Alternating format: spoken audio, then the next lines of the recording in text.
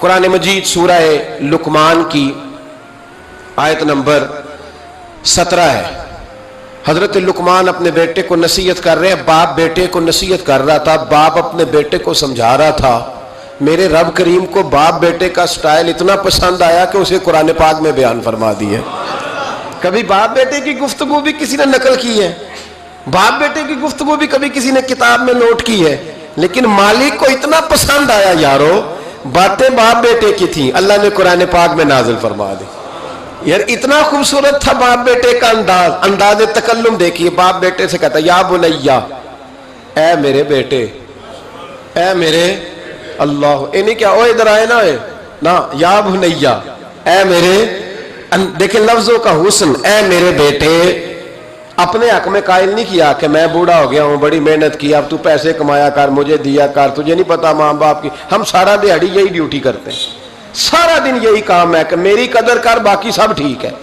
حضرت سیدنا لقمان اپنے بیٹے کو کیا کہتے یا بنیا اقم الصلاۃ، اے میرے بیٹے نماز قائم کر، نماز قائم کر، نماز قائم کر۔ نماز قائم کرنے کا معنی یہ کہ ظاہری آداب کے ساتھ بھی پڑھ، باطنی آداب کے ساتھ بھی پڑھ۔ اور پھر حضرت لقمان بیٹے کو بٹھا کے آگوش محبت میں پیغام دیتے ہیں، کہتے ہیں نماز قائم کر۔ اور پھر یہ نہیں کہا کہ تو اپنی قبر صحیح کر، تجھے کیا لگے دوست تیرے پڑھتے ہیں کہ نہیں پڑھتے، یہ نہیں فرمایا۔ فرمایا اقیم الصلاۃ، نماز پڑھ، وامر بالمعروف ونہی عن المنکر، پھر تو لوگوں کو بھلائی کا حکم دے اور برائی سے منع کر۔ یہ باپ اپنے بیٹے کو نصیحت کر رہا ہے، اور پھر پتہ ہے جب کوئی بھلائی کا حکم دے برائی سے منع کرے تو اسے تکلیف بھی آتی ہے۔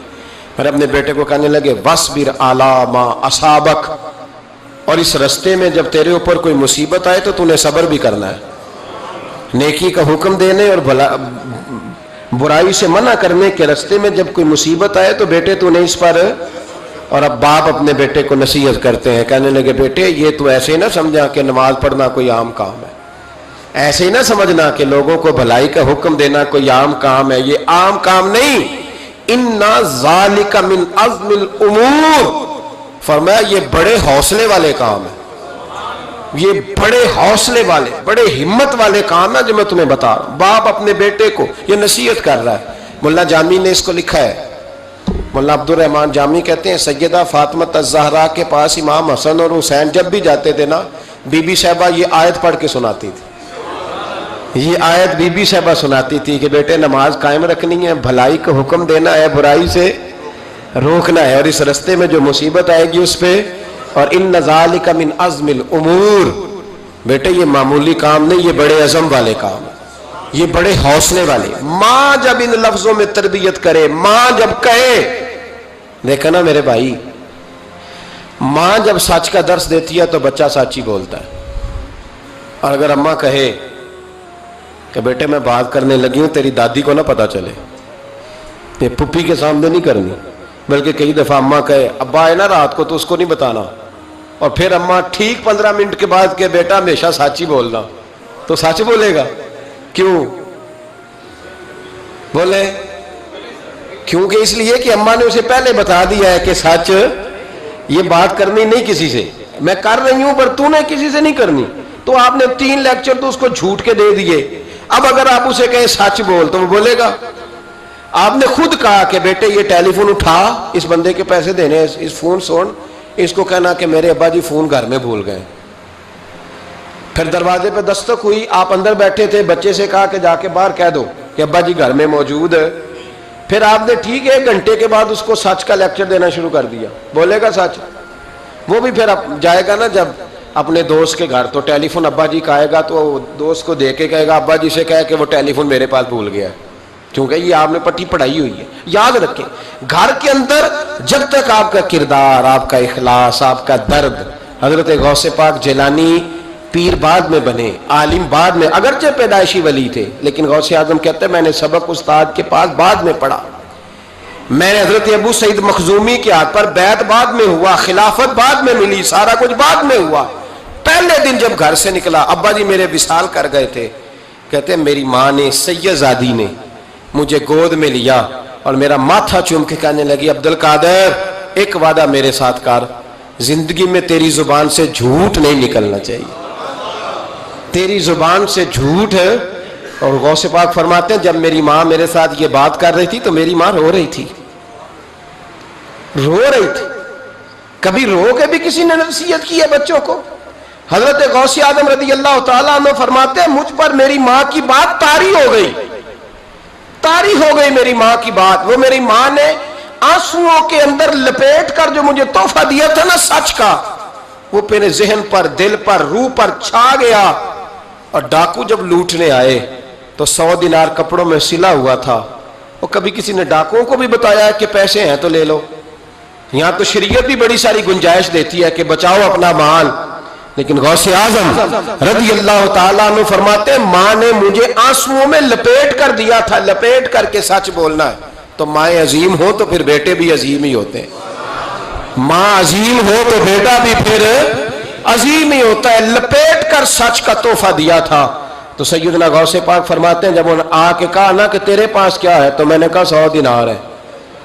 उसने जेबें भी खोली, हाथ भी खोले, जूते भी उतारे, पगड़ी भी खुलवाई, कोई शय ना निकली। तो कहते हैं वो सरदार के पास ले गया, कहने लगा सरदार ये अजीब बच्चा है, कहता है 100 दिनार है, सारा ढूंढ लिया मिले नहीं, तो ये झूठ बोल रहा है। तो कहते हैं जब उसने कहा ना झूठ बोल रहा है, तो हज़रत गौसे आज़म कहते हैं मुझे जलाल आया, गुस्सा। मैंने कहा खबरदार ये बात ना मेरे साथ आज के बाद करना, मैं झूठ नहीं बोलता, ये मेरे करीब नहीं आ सकता, खबरदार। यहां बच्चों को गुस्सा तब आता है जब मर्जी का बर्गर ना मिले। गौसे आजम को गुस्सा कब आया? खबरदार सारा कुछ कर, आज के बाद ये लफ्ज ना कहना मैं झूठ बोलता हूं। अब्दुल कादर झूठ नहीं बोल सकता, हो ही नहीं सकता। उसने कहा फिर बता पैसे किधर है? तो हजरत गौसे आजम ने बटन खोले और उलट करके कुर्ता कहने लगे मेरी मां ने सिए थे। 12 साल के गौसे पाक, यह एक रवायत है 14 साल। ये हम लोग इसको कहानी समझते हैं, कहानी नहीं भाई, ये वाकया अगर तेरे मेरे सामने हो तो अल्लाह की इज्जत की कसम खाता हूं मैं और आप भी तौबा कर दें, क्योंकि वो वाकया नहीं हो रहा था, वो कैफियत थी, वो तारी था सारा कुछ उस वक्त। गौसे आजम रज़ी अल्लाह ताला अन्हु का ये पैसे 14 साल या 12 साल उम्र मुबारक है। डाकुओं का सरदार कहता मुझे 22 साल डाके मारते हो गए थे, और 14 साल का बच्चा इश्क लगा सी खेड़ा खेड़ दी। 14 साल का बच्चा, गौसे आजम ने पलट के दिखा ये पैसे। तो डाकुओं का सरदार कहता है कि पता नहीं मुझे क्या हुआ कि बच्चे के जज्बात किस तरह के हैं, अफकार किस तरह के हैं, ख्यालात किस तरह। कहता कहाँ जा रहे हो? कहा मैं इल्म सीखने बगदाद जा रहा हूं। तो कहा बेटा दुनिया पैसे छुपाती है, तूने बताया क्यों? तो हजरत गौसे आजम ने पैसे उतार के फेंक के कहने लगे पैसे तो रख, मैं इसलिए बता रहा हूं कि मां से वादा करके आया हूं कि सच बोलूंगा, ले पैसे तुझे दे रहा हूं। डाकुओं का सरदार कहता है बच्चे की उतनी उम्र नहीं, जितने मुझे पाप करते साल गुजर गए, पर उस बच्चे का मां से किया हुआ वादा मुझे बदल गया। मैं दौड़ के पीछे गया, मैंने कहा अब्दुल कादर मुझे भी यार बगदाद ही ले चल। कहा वहां क्या करना है? कहा जिस उस्ताद के पास तू आगे बैठ के पढ़ेगा मैं उसके पीछे बैठ जाया करूंगा, चलो बुढ़ापे में मैं भी को रट्टा लगा के कुरान और सुन्नत सीख जाऊंगा। तो कहते हैं तुझे क्या हुआ? कहने लगे अब्दुल कादर तू मां से किया हुआ वादा नहीं तोड़ता, मैं रब से किए हुए वादे तोड़ रहा हूं, तौबा मेरी। डाकुओं से कहने लगे जाओ कोई सरदार और बना लो, मुझे तो मां बेटे का रिश्ता जीत गया है, ये मां बेटे का रिश्ता मुझे जीत के ले गया, मैं जीत गया मां बेटे के रिश्ते में, ये मुझे फतह कर गए, तुम कोई और सरदार बना लो। तो 22-23 डाकू थे, पीछे आके बैठ कहने लगे सरदार अगर गुनाह इकट्ठे किए हैं तो नेकियों में अकेला तो ना छोड़। ओ भाई मां बेटे का रिश्ता और मां बेटे की तरबियत, तो 14 साल का बच्चा तौबा करा जाता है। पर मुसीबत ये है कि हम वो माएँ तैयार करने में कामयाब नहीं हो सके, लेकिन हमने सदा नाकाम नहीं रहना, माएँ तैयार करनी है। माएँ तैयार, ये वाला मुतालबा ना बीवी से करते हैं कि मेरी बीवी फटाफट सही हो जाए, बेटी से करें ये मुतालबा, बहन पर करें ये मेहनत। ये वाली मेरे हजरत खुनसा रदी अल्लाह ताला अन्हा, जनाब खुनसा हुजूर की एक सहाबियाँ हैं, इन्होंने बाद में कलमा पढ़ा। दौरे जालियत में इनका एक भाई कत्ल हो गया था। इन्होंने अपने भाई के जाने पर, कत्ल होने पर एक मरसिया कहा था। वो मरसिया इतना मशहूर था कि जहां भी पढ़ा जाता लोग अपना कोई जाने वाला याद करके رونے لگ جا. ہمارے ہاں تو اب نعت خانوں نے رواج بنایا نا, جس کے گھر میں کوئی فوتگی ہوتی ہے اسے اور زیادہ رلاتے ہیں. میاں صاحب تو شعر لکھ گئے تھے, کوئی یہ تو نہیں انہوں نے کہا تھا کہ سارے کلاتے ہی پڑے اجے. انہوں نے تو شعر لکھا تھا نا, باپ مرے تے سر ننگا ہوندا تے پائی مرن تے کنڈ خالی تے ماما بعد محمد بخشا کون کرے رکھوالی. اب اس کو پتا ہے اس پہ روئیں گے بھی زیادہ, نوٹ بھی زیادہ دیں گے, تو ہر جگہ جا کے نا بات یہی چھیڑ دیتا ہے. اب وہ بیچارے بچے پہلے سے زیادہ روتے ہیں, تڑپتے ہیں. حالانکہ حکم یہ تھا کہ جب کسی جاؤ نا فوتگی پہ تو ان کو رلانا نہیں بلکہ ان کو حوصلہ دینا ہے. نعت خانوں کی بات ہوئی ہے تو آپ نے بڑا غور سے دیکھا ہے میری طرف, میں اور آپ بھی ایسے ہی کرتے ہیں. وہ جائیں گے نا تو پوچھیں گے یہ بچہ اس کا, یہ جو فوت ہو اس کا یہ بچہ, او ہو بیچارہ دیکھو نا چھوٹا سا تھا, اماں چلی گئی, بڑا مشکل ہے یتیموں کے لیے. تو یتیم چارہ نفسیاتی مریض بن جاتا ہے. وہ کہتا ہے بالکل چاچا صحیح کہہ رہا ہے, یتیموں کے بڑے برے حال ہوتے ہیں. اس طرح کر کے ہم نفسیات کمزور کرتے ہیں بچوں کی. حالانکہ بتانا چاہیے بیٹے فکر نہ کر, میرے نبی پاک بھی تو یتیم ہی پیدا ہوئے تھے نا, تو سارے یتیموں پر حضور کا سایہ ہے. بجائے حوصلے دینے کے ہم اور کمزور کرتے ہیں, اور زیادہ کمزور کرتے ہیں, اور زیادہ لوگوں کو تکلیف دیتے ہیں. تو قصیدہ جناب خنساء رضی اللہ تعالیٰ عنہ کا بڑا مشہور تھا, عربی قصیدہ لکھا تھا انہوں نے. کسی کے ہاں بھی کوئی انتقال کر جاتا تو ان کا وہ عربی قصیدہ پڑھا جاتا, اور جب وہ قصیدہ پڑھا جاتا تو لوگ دھاڑے مار مار کے روتے, دھاڑے مار مار. حالانکہ رونا رلانا اتنا اہم کام نہیں جتنا کسی کے دل کو تسلی دے دینا اہم کام ہے. جتنا کسی کی اشک شوئی, اشک آنسو نکالنا تو جرم ہے, آنسو پوچھنا ثواب ہے. یہاں لوگ رلانے کی ڈیوٹی کرتے ہیں, آنسو پوچھنے کی ڈیوٹی نہیں کرتے. حضرت جناب سیدنا خنساء رضی اللہ تعالیٰ عنہ, آپ کا وہ قصیدہ پڑھا جاتا, لوگ دھاڑے مار مار کے روتے. یہ وہی خنساء تھیں کہ جنگ احد سے کچھ مہینے پہلے کلمہ پڑھ کے مسلمان ہو گئی. یہ وہ بی بی مشہور شاعرہ جن کا قصیدہ رونے رلانے کے لیے پڑھا جاتا ہے. ان کے 4 بیٹے جوان تھے. احد کے لیے جب رسول رحمت صلی اللہ علیہ وسلم نے اعلان کیا نا, فوجی آئے, مائیں بہنیں بچے تیار کریں بھیجیں, تو ان کی سہیلیاں کہنے لگی کلمہ تو پڑھ گئی ہے, تیرے بچے بھی پڑھ گئے ہیں, پر تیرا سب کو پتا ہے تیرے بچے کوئی نہیں جائیں گے. اس لیے کہ ایک بھائی کے جانے پر تو نے قصیدہ لکھا ہے تو آج تک پڑھا جا رہا ہے, تو 4 بچے کیسے تیرا نہیں جاتا. جناب خنساء چوپ ہیں. جب جنگ احد کے لیے سپاہی اور مجاہد نکلنے لگے تو 4 بیٹے لے کے چوک میں آ گئی. وہ بی بی جس کا رونا دھونا مشہور تھا, وہ اپنے بچوں کو چوک میں کھڑا کر کے آتی, ادھر دیکھو, قسم ہے مجھے اللہ کی عزت کی, میں نے تمہارے باپ کے ساتھ. یہ ماں لیکچر دے رہی ہے اور چوک میں دے رہی ہے تاکہ دنیا کو پتہ چل جائے. جناب خنساء کا خطبہ مدینے کے چوک میں, کہنے لگی مجھے اللہ کی عزت کی قسم, میں نے جاہلیت کے زمانے میں بھی تمہارے باپ کے بستر کو کبھی ناپاک نہیں کیا, کبھی ناپاک نہیں کیا. میں نے طیب اور طاہر بچے پیدا کیے, اور میں نے تمہیں اپنے سینے سے اپنے وجود کی خوراک تمہیں دی, دودھ پلایا. میرے بچوں, سارا زمانہ جانتا ہے کہ میں کسی کی جدائی نہیں سہ سکتی.